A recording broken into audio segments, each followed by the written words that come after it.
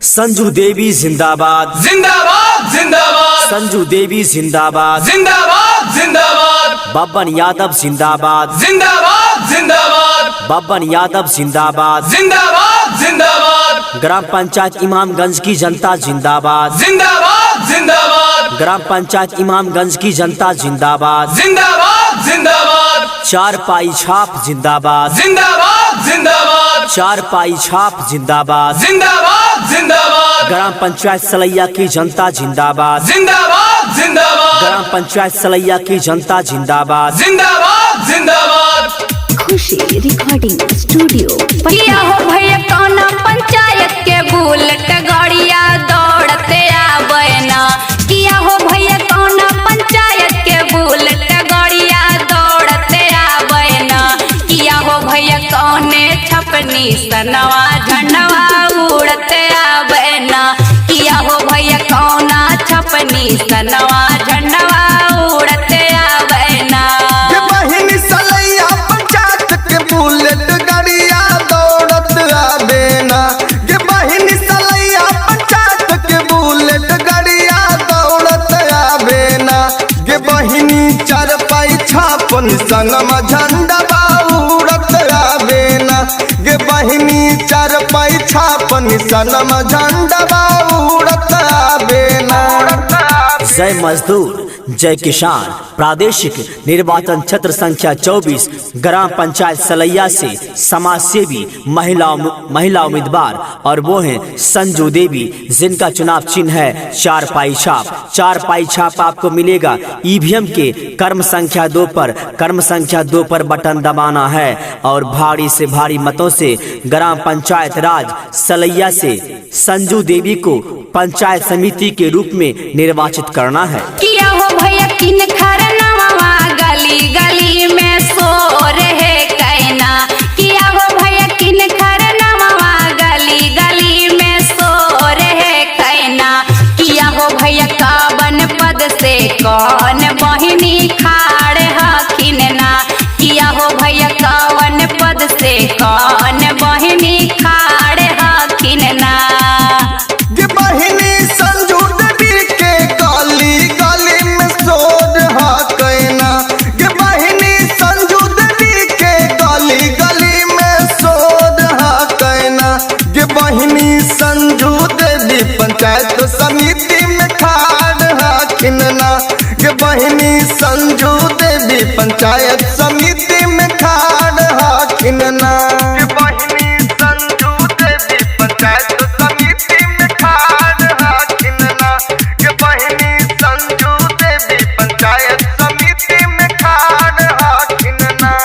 संजू देवी जिंदाबाद जिंदाबाद जिंदाबाद। संजू देवी जिंदाबाद जिंदाबाद जिंदाबाद। बब्बन यादव जिंदाबाद जिंदाबाद जिंदाबाद। बब्बन यादव जिंदाबाद जिंदाबाद जिंदाबाद। ग्राम पंचायत इमामगंज की जनता जिंदाबाद जिंदाबाद जिंदाबाद। ग्राम पंचायत इमामगंज की जनता जिंदाबाद जिंदाबाद जिंदाबाद। चार पाई छाप जिंदाबाद जिंदाबाद जिंदाबाद। चार पाई छाप जिंदाबाद जिंदाबाद जिंदाबाद। ग्राम पंचायत सलैया की जनता जिंदाबाद जिंदाबाद जिंदाबाद। ग्राम पंचायत सलैया की जनता जिंदाबाद जिंदाबाद जिंदाबाद। किया हो भैया के ताना नंबर पर बटनवा दबाइए दे बैना। किया हो भैया के ताना नंबर पर बटनवा दबाइए दे बैना। किया हो भैया संजू देवी के पंचायत समिति बनाइए दे बैना। किया हो भैया संजू देवी के पंचायत समिति बनाइए दे बैना। ये बहिनी दुए नंबर बटनवा अब की दबाइए दे बैना। ये बहिनी दुए नंबर पर बटनवा अब की दबाइए दे बैना। ये बहिनी चार पाई छाप निशान पर बटनवा दबाइए दे बैना। ये बहिनी बब्बन यादव के भगिया अब की जगाइए दे बैना। संजू देवी कहती हैं तुम साथ दो बहना चलने में, तुम साथ दो बहना चलने में, हम राह नहीं बनाएंगे।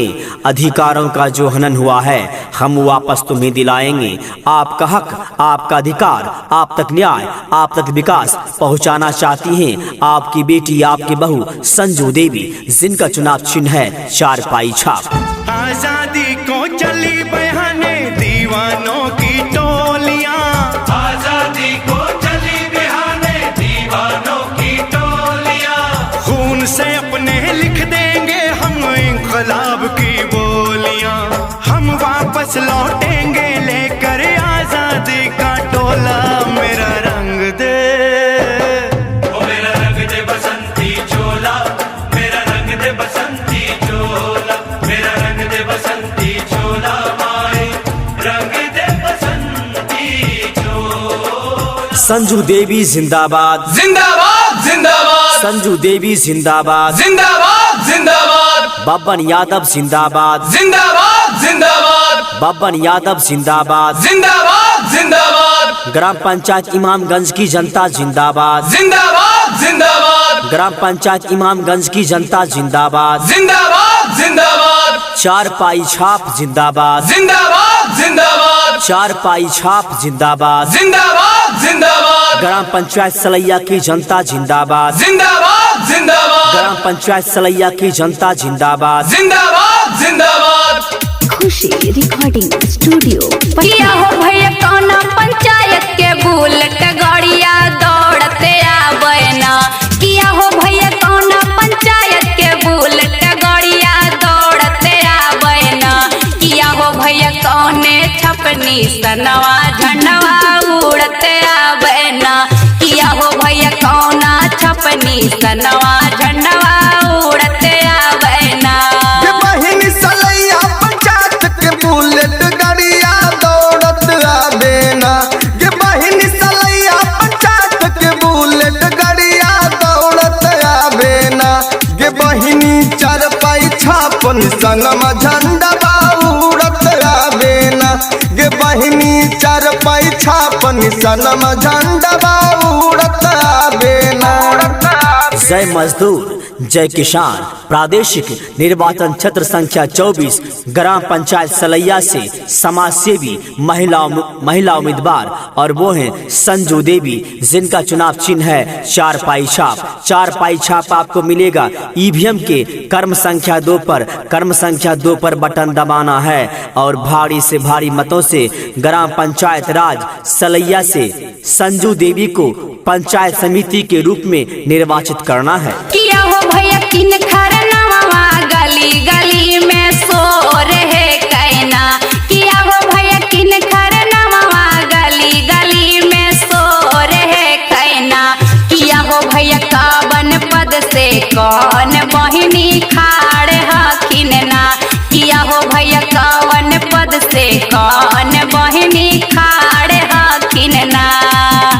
ये बहिनी संजू देवी के गली गली में शोर हा कहना, ये बहिनी संजू देवी के गली गली में शोर हा कहना, ये बहिनी संजू देवी पंचायत समिति में खाड़ हा खिनना, ये बहिनी संजू देवी पंचायत समिति में खाड़ हा खिनना, ये बहिनी संजू देवी पंचायत समिति में खाड़ हा खिनना, ये बहिनी संजू देवी पंचायत समिति में खाड़ हा खिनना। संजू देवी जिंदाबाद, जिंदाबाद जिंदाबाद, संजू देवी जिंदाबाद, जिंदाबाद जिंदाबाद, बब्बन यादव जिंदाबाद, जिंदाबाद जिंदाबाद, बब्बन यादव जिंदाबाद, जिंदाबाद जिंदाबाद, ग्राम पंचायत इमामगंज की जनता जिंदाबाद, जिंदाबाद जिंदाबाद, ग्राम पंचायत इमामगंज की जनता जिंदाबाद, जिंदाबाद जिंदाबाद, चारपाई छाप जिंदाबाद, जिंदाबाद जिंदाबाद, चारपाई छाप जिंदाबाद, जिंदाबाद जिंदाबाद, ग्राम पंचायत सलैया की जनता जिंदाबाद, जिंदाबाद जिंदाबाद, ग्राम पंचायत सलैया की जनता जिंदाबाद, जिंदाबाद जिंदाबाद। किया हो भैया के ताना नंबर पर बटनवा दबाइए दे बैना, किया हो भैया के ताना नंबर पर बटनवा दबाइए दे बैना, किया हो भैया संजू देवी के पंचायत समिति समिति बनाइए दे बहना। किया हो भैया संजू देवी के पंचायत समिति बनाइए दे बहना। गे बहिनी दुए नमपा बटनवा अब की दबाइए दे बहना। गे बहिनी दुए नंबर पा बटनवा अब की दबाइए दे बहना। गे बहिनी चार फाई छाप निशान पा बटनवा दबाइए दे बहना। गे बहिनी बबन यादव के भगिया अब की जगाइए दे बहना। संजू देवी कहती हैं तुम साथ दो बहना चलने में, तुम साथ दो बहना चलने में हम राह नहीं बनाएंगे। अधिकारों का जो हनन हुआ है हम वापस तुम्हें दिलाएंगे। आपका हक, आपका अधिकार, आप तक न्याय, आप तक विकास पहुंचाना चाहती हैं आपकी बेटी, आपकी बहू संजू देवी, जिनका चुनाव चिन्ह है चारपाई छाप। आजादी को